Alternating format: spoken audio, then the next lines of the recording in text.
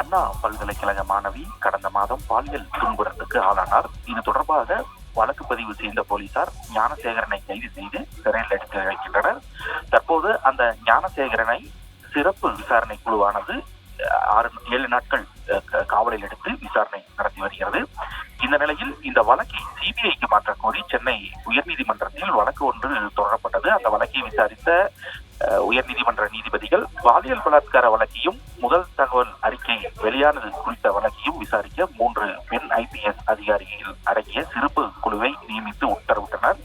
மேலும் விசாரணை ஆரம்ப கட்டத்தில் உள்ள போதே அரசு அனுமதியின்றி செய்தியாளர் சந்திப்பை நடத்தி வழக்கு குறித்த முக்கிய தகவல்களை பகிர்ந்த சென்னை காவல் ஆணையர் அருணுக்கு எதிராக சட்டப்படி நடவடிக்கை எடுக்கலாம் எனவும் அரசுக்கு உத்தரவிட்டிருந்தது.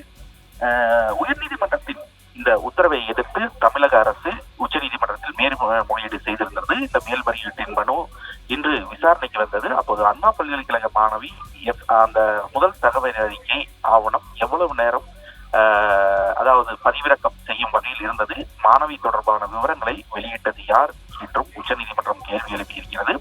மேலும் அண்ணா பல்கலைக்கழக மாணவி வன்கொடுமை வழக்கில் சென்னை காவல் ஆணையர் மீதான அந்த உயர்நீதிமன்றத்தின் கருத்துக்களுக்கு உச்சநீதிமன்றம் தற்போது தடை விதித்துள்ளது. மேலும் காவல் ஆணையர் மீது நடவடிக்கை எடுக்க வேண்டும் என்ற உயர்நீதிமன்றத்தின் உத்தரவுக்கும் இடைக்கால தடை விதிக்கப்பட்டுள்ளது.